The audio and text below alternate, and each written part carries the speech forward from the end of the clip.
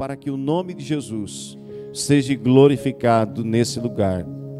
Nós te damos desde agora toda a honra, toda a glória e todo o louvor. Amém? Pode encostar a porta aí, pastor Ricardo. Essa semana, enquanto eu orava e pedi ao Senhor a palavra para ministrar com a igreja, o Senhor, Ele falou comigo apenas uma palavra. Ele falava brevidade. Brevidade. Brevidade de dias. Era isso que Ele comunicava ao meu espírito. E aqui então nós nos deparamos com os Salmos de número 144, versículo 4, que vai dizer que todo ser humano é como um sopro, e os seus dias são como sombra passageira. Então a Bíblia, ela vai abordar a brevidade da vida em diversos livros. Você vai ver outros salmos falando a mesma coisa, mas você também vai ver a carta de Tiago, irmão de Jesus, apóstolo de Cristo, falando a respeito também desta mesma realidade, que a vida do ser humano é como uma neblina passageira. Hoje estamos e amanhã desaparecemos. Então nós precisamos estar com esta realidade muito bem estabelecida dentro de nós. E verdadeiramente nós não sabemos quanto tempo ainda nos resta aqui na terra. Nós sabemos pela palavra de Deus que ao homem está determinado viver aqui 120 anos. Não passa disso. Mas o mesmo escritor do livro de Salmos, capítulo 90, Salmos 90, versículo 12, Moisés, ele vai dizer que ao homem, ele vive 70, 80 anos, e o que passa disso já se torna canseira, enfado de coração. Então nós sabemos que a nossa vida, ela é passageira. E eu estava meditando nessa palavra, e o Senhor me lembrava do tempo, há uns anos atrás, aonde eu queria completar 18 anos. Quem aqui tem mais de 18? Levanta a mão.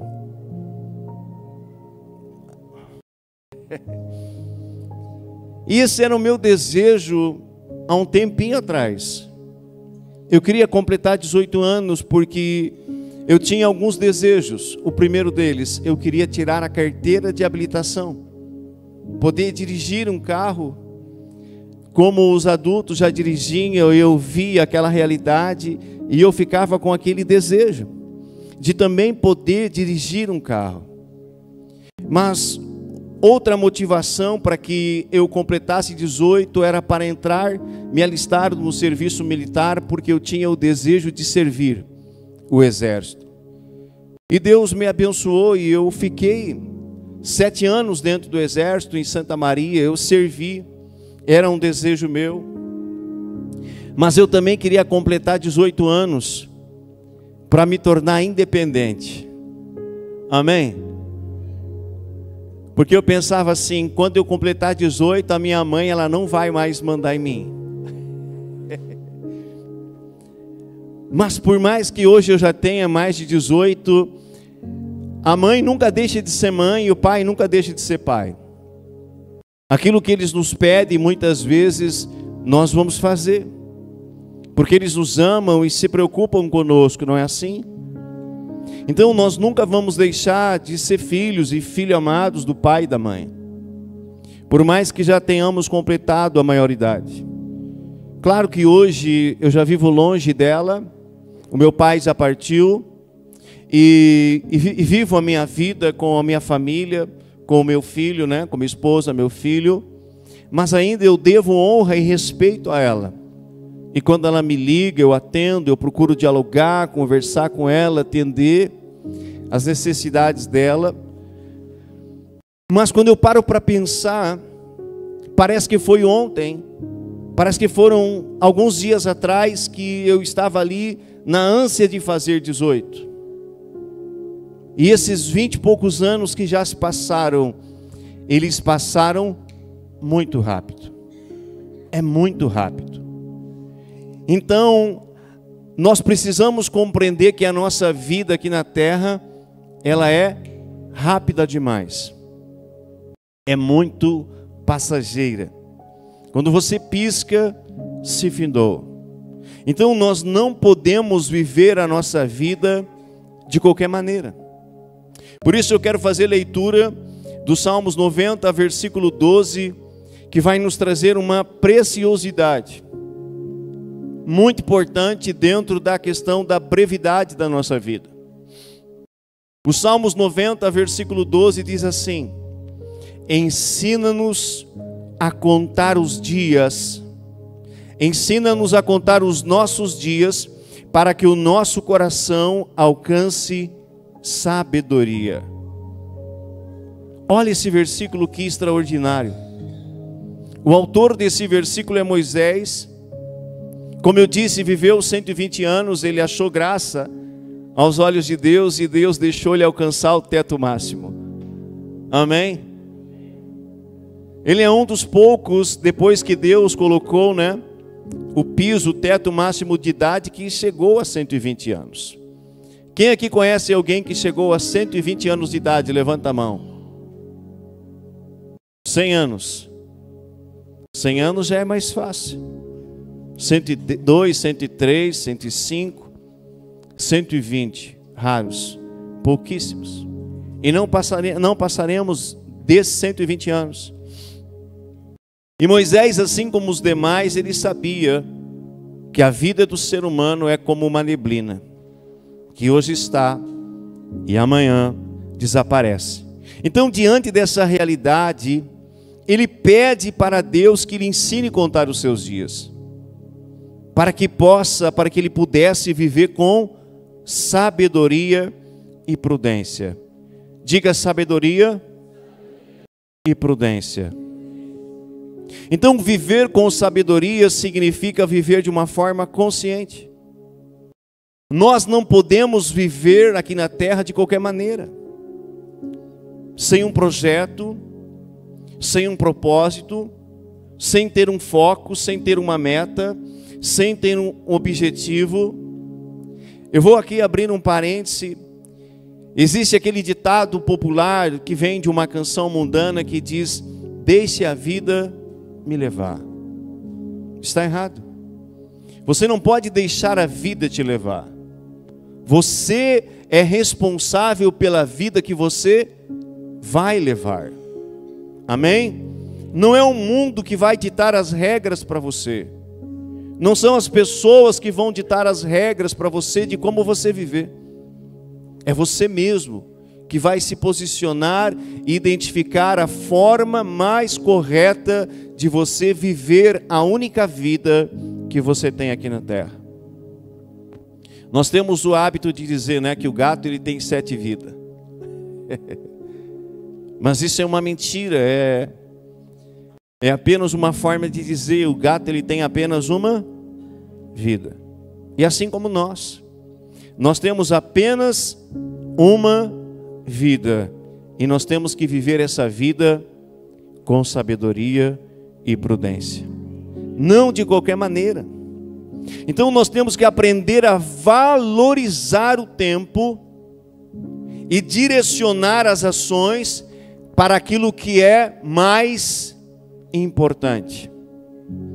Repita comigo: valorizar o tempo e direcionar as minhas ações para aquilo que é mais importante. Por exemplo, como viver pela fé e o viver para a glória de Deus. Jesus, quando estava na terra, e ele estava com os seus discípulos explicando muitas coisas, teve um momento onde ele viu que os seus discípulos estavam preocupados com aquilo que haveriam de comer e de vestir. E ele vai começar a contar e dizer: olhem para as aves dos céus, não semeiam e não colhem, mas o Pai delas e o Pai de vocês cuida delas, alimenta elas, e nenhuma delas cai do céu, morre, sem que Deus saiba e permita. E ele vai dizer: vocês estão vendo os lírios do campo? São lindos, são belos, e nem Salomão, em toda a sua glória, se vestiu como um deles. Mas hoje eles estão aqui, lindos, belos, mas amanhã eles murcham, morrem e desaparecem. E Jesus ele vai trazer algo muito importante e que nós precisamos entender. Ele disse assim: busquem em primeiro lugar o reino dos céus e a sua justiça, e as demais coisas eu vou acrescentando, será acrescentada. Então Jesus estabelece buscar o reino de Deus um grau de extrema importância. Trabalhar é importante, estudar é importante, fazer um projeto é importante, ter uma meta, um foco pessoal, ministerial, como família, tudo isso é importante e nós precisamos ter. Mas acima destas coisas, terrenas e passageiras, nós precisamos priorizar a presença de Deus. Priorizar a sua presença.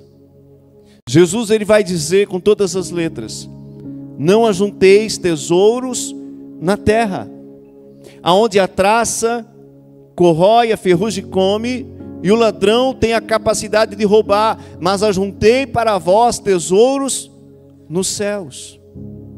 Então ele vai falando sobre essa perspectiva das coisas terrenas, e ele vai dando um grau de importância e de urgência muito maior para as coisas celestiais e espirituais. Mas a pergunta é: muitos estão vivendo preocupados apenas com esta vida. Você conhece pessoas assim? Eu não estou dizendo que é você que aqui está, porque praticamente 100% dos que estão hoje aqui já são pessoas que caminham com o Senhor, já conhecem as Escrituras, não é verdade? Nós não temos aqui nenhum visitante, pelo menos eu estou vendo todos que já caminham com o Senhor. Eu não estou vendo um visitante, alguém que não conhece a palavra de Deus, não estou vendo. Mas nós conhecemos muitas pessoas que estão preocupadas apenas com esta vida. Mas essa vida ela vai terminar. Ela se findará. Mas elas esquecem que a nossa vida não termina aqui. Olha para alguém e diga assim: a tua vida não termina aqui.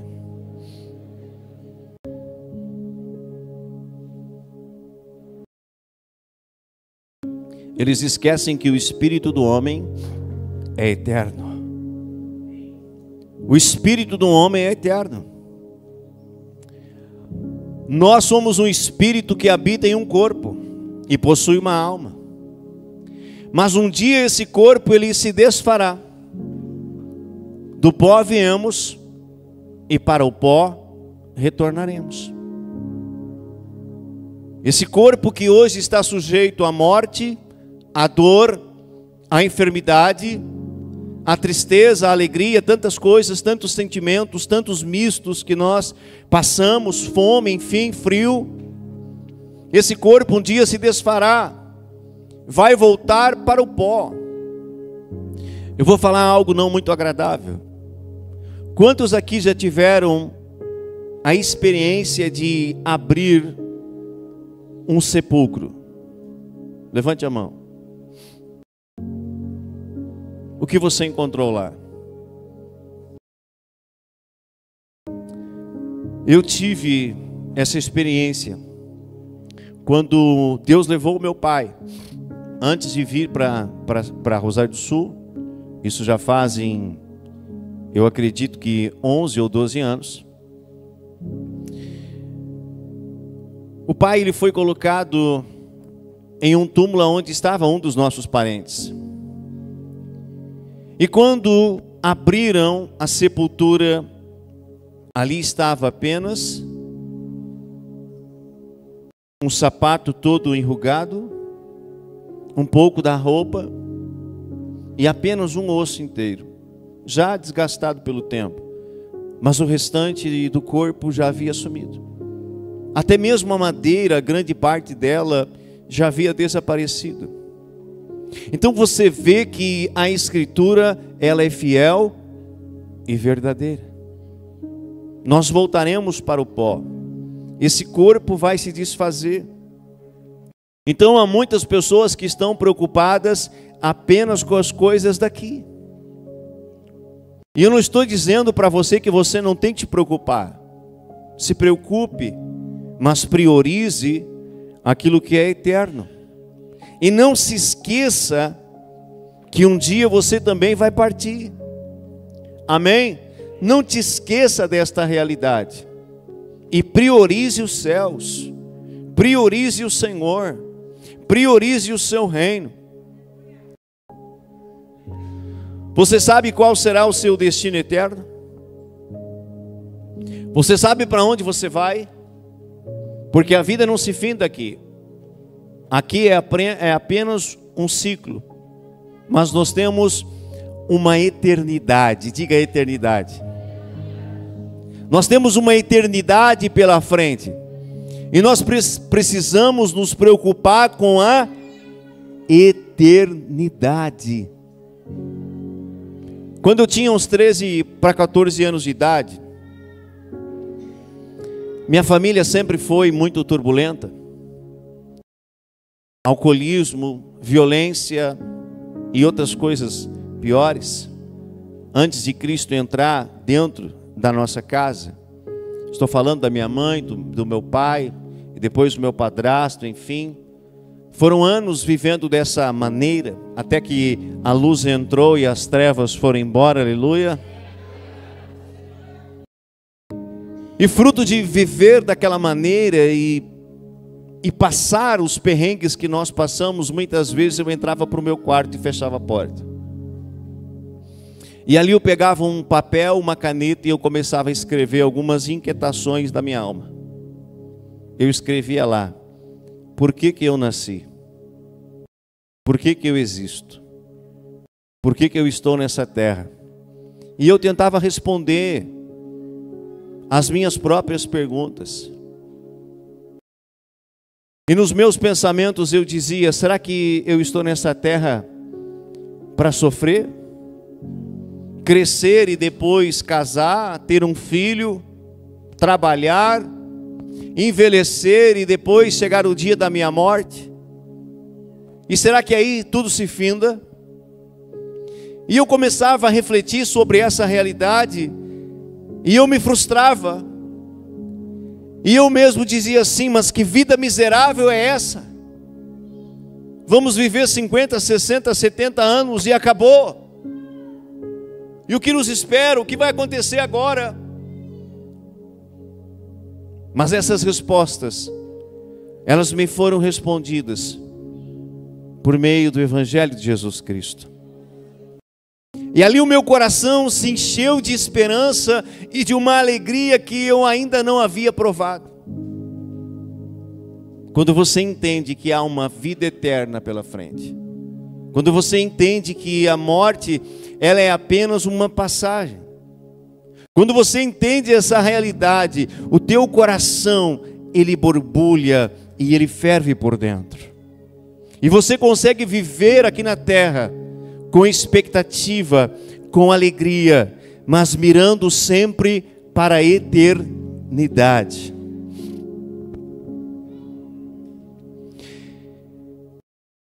Então você sabe para onde você vai? Você sabe qual é o teu destino? E é justamente com a eternidade que eu e você precisamos nos preocupar mais e mais a cada dia. Nos preocupar com a eternidade. Jesus, ele vai declarar assim: o que adianta o homem ganhar o mundo inteiro e perder a sua alma? O que dará o homem em resgate pela sua própria alma? A minha riqueza, a tua riqueza, os nossos bens, os nossos títulos, nossas formações, nossas boas ações, tudo que nós fizermos aqui na terra, não consegue pagar o preço da minha e da tua salvação. Não consegue. Não é o teu dinheiro, a tua conta bancária, as tuas terras, o teu gado, o que você tem, nada disso vai pagar a tua salvação. Mas existe um valor que já foi pago pela nossa salvação e pela vida eterna.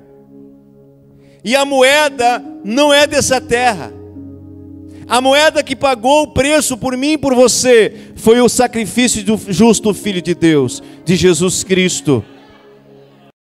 É somente por meio dele que eu e você somos comprados para Deus, por meio do sacrifício de Jesus. Por meio do sangue dele derramado na cruz do Calvário, eu e você somos redimidos, somos aceitos diante dos olhos de Deus e começamos agora a fazer parte desta promessa de vida eterna junto do Senhor. Então, nós não podemos esquecer do que Hebreus 9, 27 vai declarar. Se você é rápido de Bíblia, abra aí. Hebreus 9, 27. Agora vai engrossar o caldo, amém? Aleluia. Está pronto aí ou não? Diga ai, ai, ai. Hebreus 9, 27.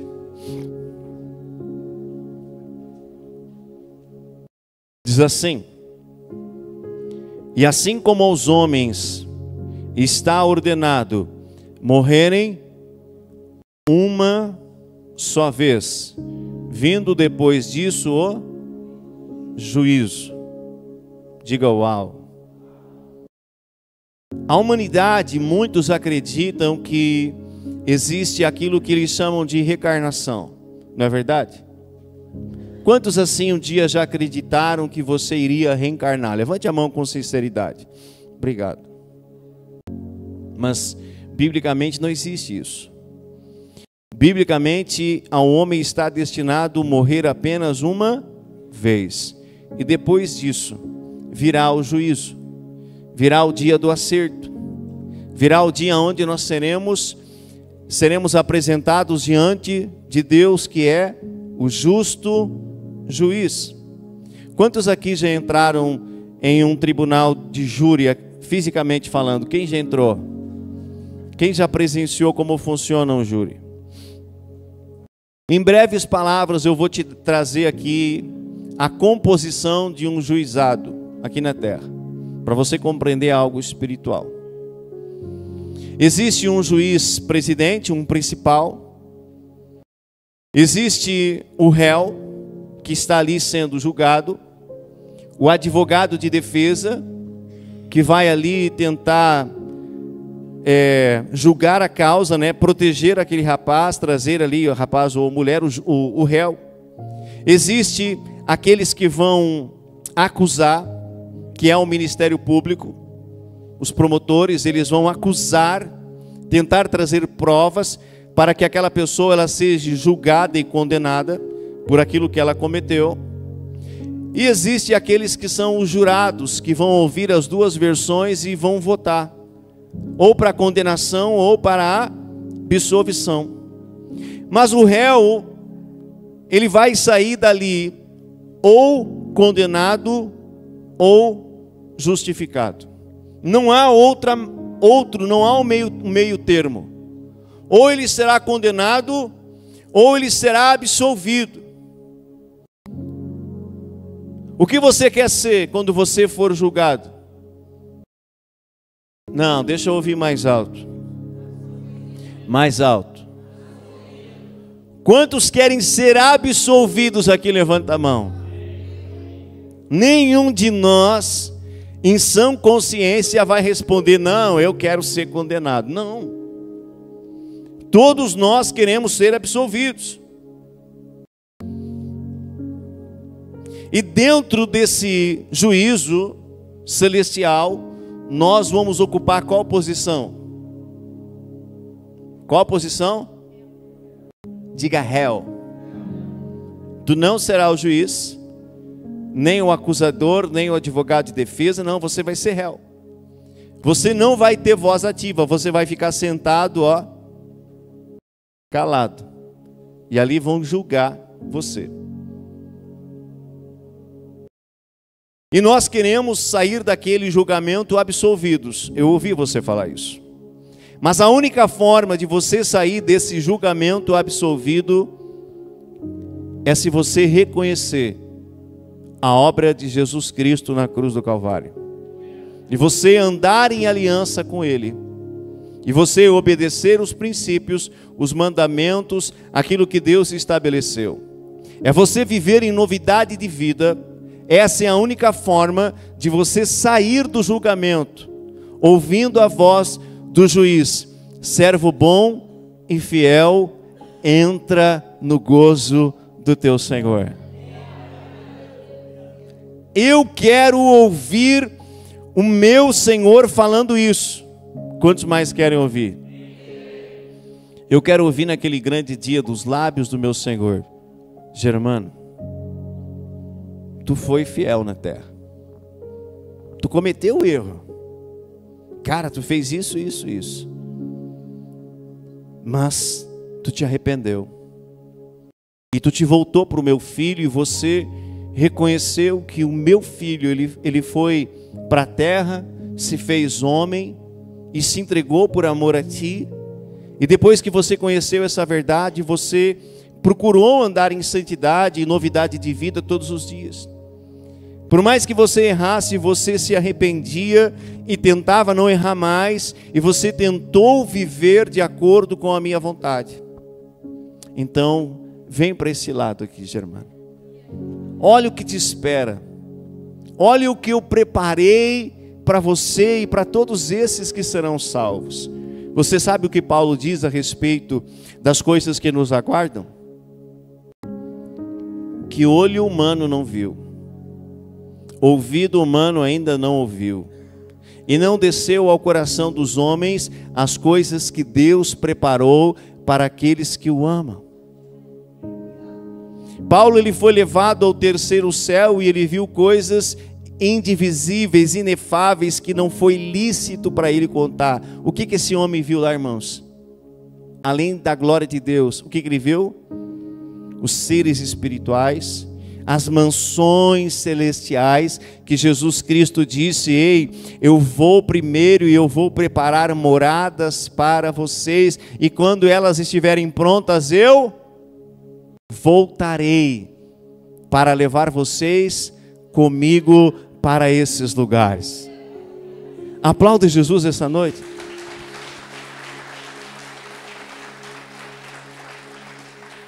Eu vou ler um texto que você já sabe de cor e salteado.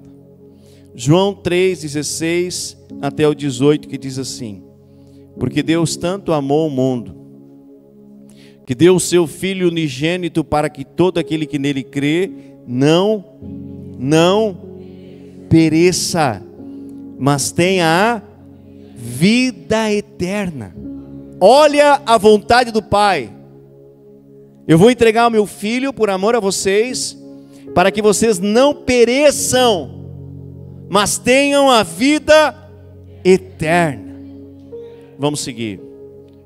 Eu me empolgo com um texto como esse.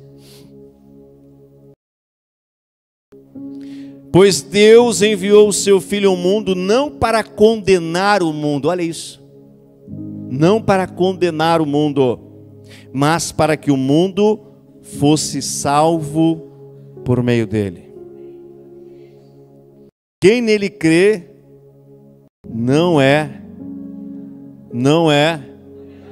condenado. Mas quem não crê já está condenado, porque não crê no nome do Filho unigênito de Deus. É somente por meio de Jesus, irmãos, que nós vamos ter êxito nesse julgamento, nesse juízo. Não é pelas tuas boas obras, por mais que sejam importantes. Não é porque você foi um bom marido, por mais que isso é válido e precisa ser. Não é porque você pagava as contas em dia, e isso é louvável e precisa ser assim. Não é porque você deu o que você tinha aos pobres, pensando que dessa maneira você teria um lugar no céu. Não. É por meio de Jesus Cristo. É quando eu compreendo esse amor. É quando eu entendo que Deus me amou a tal maneira de entregar o seu Filho por mim. E eu voluntariamente eu decido não viver mais para mim. Não viver mais apenas para a minha vontade.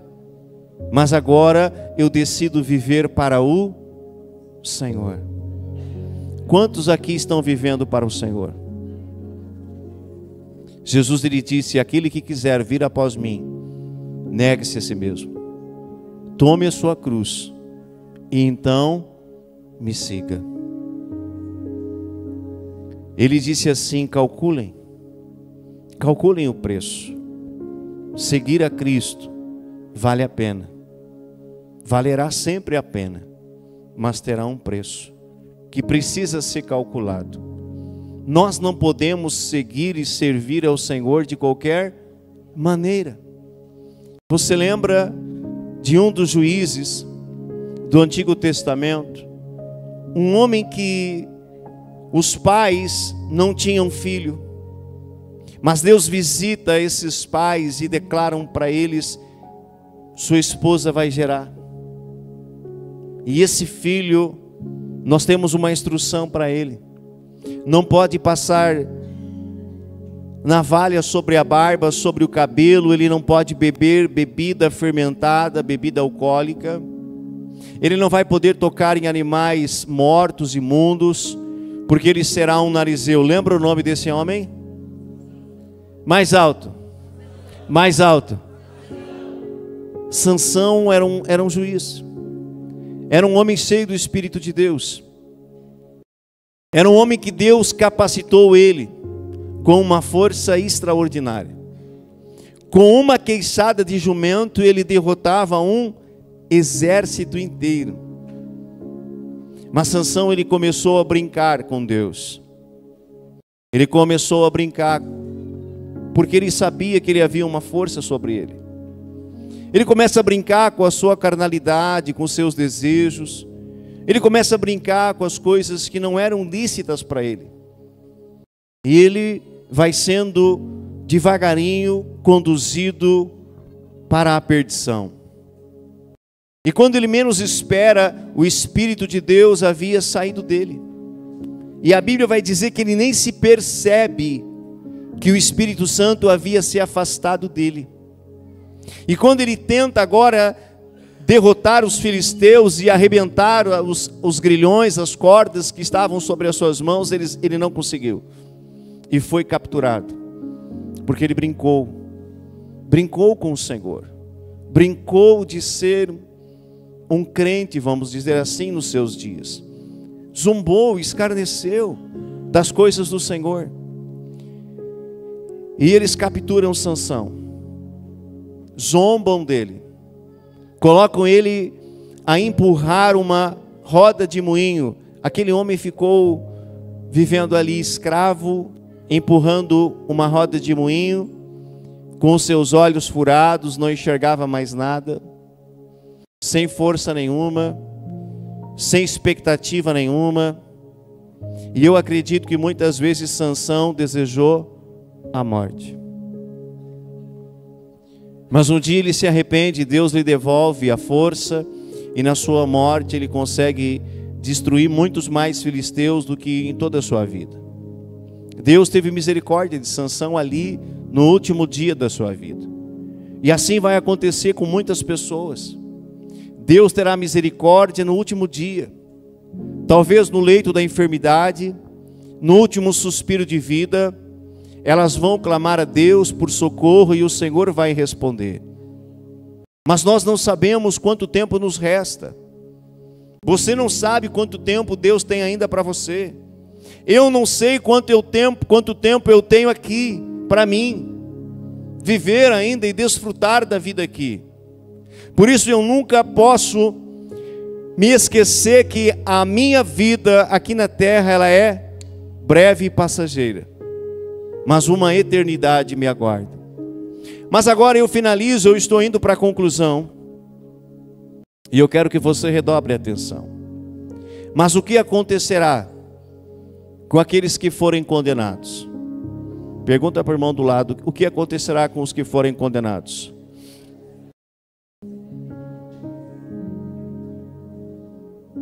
Qual é o destino deles? Quem falou? Obrigado, Pedro. Você sabia que o nosso adversário, ele quer que você não acredite que existe isso? Essa realidade que a Bíblia declara a respeito do inferno? Não é uma palavra forte? Quando você ouve falar em inferno, não é forte? Quem acha que é forte? Eu acho forte. Eu nem gosto de falar muito essa palavra. Não tenho medo, mas ela é pesada. Eu prefiro falar das coisas do céu, aleluia. Mas eu não posso omitir essa verdade. Então, aqueles que forem julgados e condenados, eles não vão passar a eternidade com Deus. E isso é triste. E isso é doloroso. E isso precisa chamar a nossa atenção. Não por medo, mas nós temos que ter a ciência que se nós brincarmos com a nossa vida, nós corremos o risco de perder a eternidade com Deus e passar a eternidade num lugar extremamente horrível, chamado inferno. E Jesus, em muitos textos, ele declara sobre a existência desse local. O Evangelho de Mateus, capítulo 13, versículo 37 ao 43. Se você ler um pouquinho antes, Jesus vai contar algumas parábolas, e uma das parábolas que Jesus conta é a parábola do joio e do trigo. Ele vai contar a parábola, e os discípulos não entenderam o que ele estava falando. Então, quando eles estavam a sós, os discípulos perguntam para Jesus: Jesus, nos ensina, nos revela o que é a parábola do joio e do trigo, porque nós não entendemos. E aqui o texto que nós vamos ler, Jesus está rasgando o verbo. Ele está falando claramente para eles o que significa, irmão Oscar, a parábola do joio e do trigo. Preste atenção para você ver a explicação. Ele vai dizer: aquele que semeou a boa semente é o Filho do Homem, ou seja, Jesus. O campo é o mundo, o campo é o mundo, e a boa semente são os filhos do reino. Diga: filhos do reino. Você é boa semente ou semente ruim? O que você é? Eu acredito que todos que estão aqui são boas sementes. Não, esse amém não convenceu. Eu acredito que todos que estão aqui são boas sementes. Eu acredito que vocês são filhos do reino. Mas vamos seguir. O campo é o mundo e a boa semente são os filhos do reino. O joio são os filhos do maligno. Olha isso. O joio são os filhos do maligno, e o inimigo que semeia é o diabo. A colheita é o fim desta era. Diga: fim dos tempos. E os encarregados da colheita são os anjos. Como o joio é colhido e queimado no fogo, assim acontecerá no fim desta era. O Filho do Homem enviará os seus anjos, que tirarão do seu reino tudo o que faz cair no pecado e todos os que praticam a iniquidade, e os lançarão na fornalha ardente, onde haverá choro e ranger de dentes. Então os justos brilharão como o sol no reino do seu Pai. Aquele que tem ouvidos para ouvir, ouça. Preste atenção aqui. Toda vez que Jesus ele encerra um ensino, um texto, que ele vai dizer assim: aquele que tem ouvidos para ouvir, ouça, é porque é um ensino muito importante. Ele está frisando, ele está chamando a atenção. E o que o Senhor está fazendo aqui esta noite comigo, com você? Chamando a nossa atenção. Porque Deus, Ele não quer que eu e você venhamos parar nesse lugar. Quando Jesus ressuscitou, quem estava ali à beira do túmulo? Antes das mulheres chegarem, quem estava, Débora? Anjos do Senhor. E aqueles anjos falaram com as mulheres e relataram assim: o que vocês estão olhando? Esse mesmo Jesus que ressuscitou e não está mais aqui, e ele vai subir ao céu, esse mesmo Jesus um dia ele vai voltar. Mas antes que ele venha, anjos do Senhor virão com trombeta à mão e anunciarão com grande e forte som de trombeta que esse dia está chegando.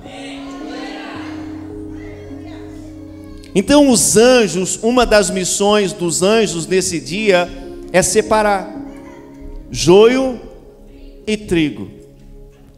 E joio e trigo, eles são praticamente iguais. Mas o que muda entre o joio e o trigo? O trigo tem frutos, o joio não tem frutos. Eles são quase semelhantes. Um dá fruto, o outro não. E você já sabe que o joio, quando o vento sopra, ele não se dobra. Mas o trigo, quando o vento sopra, ele se dobra. Deixa eu traduzir isso para você. O vento do Espírito está soprando. O vento do Espírito está soprando. E hoje pode ser uma oportunidade de você se dobrar.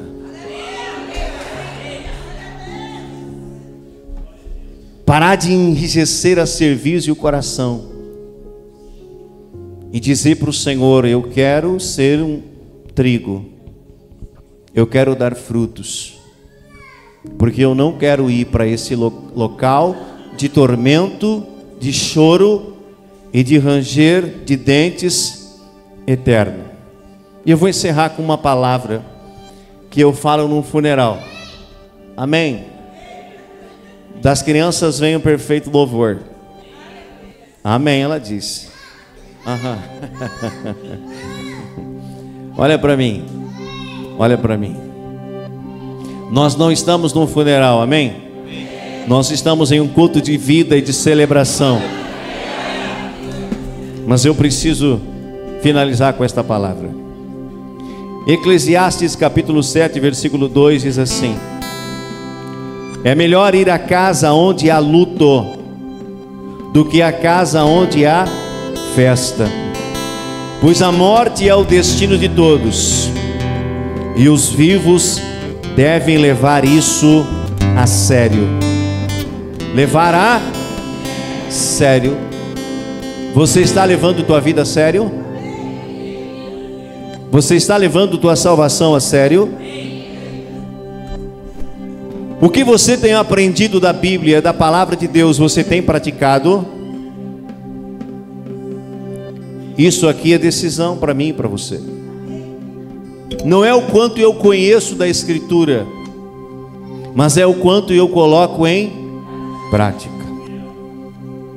Jesus disse: aquele que ouve a minha palavra e não pratica, eu o assemelho ao homem imprudente, insensato, que construiu a casa sobre a areia. No dia da chuva, dos ventos, dos temporais, no dia mau, a casa cai e grande é a sua queda. E todos verão. Mas aquele que ouve minha palavra e pratica, cumpre e obedece, eu assemelho ao homem prudente, sensato, que construiu a sua casa sobre a rocha. E no dia da chuva, dos ventos que vão bater contra ela, vão bater contra ela, vão bater contra ela, ela não cairá, ela vai permanecer de pé. Se coloque de pé. Eu quero te ver lá, irmão, naquele dia. Amém.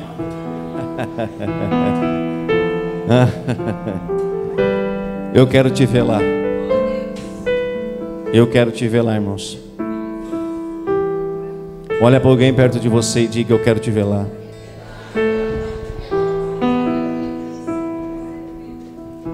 Jesus quer nos ver lá. Eu quero te ver lá. O Pai quer te ver lá. Sabendo da brevidade da vida que nós temos, nós precisamos viver essa vida com sabedoria. Sabedoria e prudência, e priorizar as coisas eternas, priorizar o reino de Deus. Quantas vezes nós trocamos a presença de Deus por coisas passageiras? Quem aqui já trocou? Levante a mão para o céu.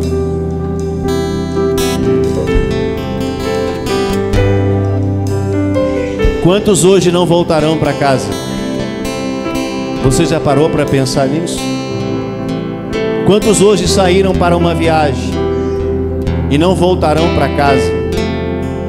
Quantos hoje estão em cima de um poste, mexendo e trabalhando, fazendo o serviço, e talvez ali tomarão uma descarga elétrica? Não estou profetizando, estou fazendo você entender. E ali perecerão. A vida deles se findará, porque é um sopro, é uma neblina, é passageira. E às vezes as pessoas estão trocando as coisas excelentes que Deus tem preparado por coisas tão insignificantes dessa terra. Que o Espírito Santo, Ele mexa dentro de você essa noite. Que Ele sacuda você essa noite, amém? Que Ele te incomode. Eu quero que você saia daqui incomodado, no bom sentido. Eu quero que você saia daqui e não consiga dormir esta noite, me perdoe. Aleluia. E você fique digerindo esta palavra, digerindo, e que Deus Ele possa continuar falando contigo e mostrando para você aonde você tem errado. E talvez esses erros vão te custar a vida eterna. Esse é o meu desejo. Mas se você já está andando em paz com o Senhor, você já está andando de uma forma que agrada ao coração, o meu desejo é que você durma a noite inteira e tenha o sono do justo. Aleluia. Eu vou dormir a noite inteira. Quem mais vai dormir a noite inteira? Aleluia. Vamos louvar ao Senhor.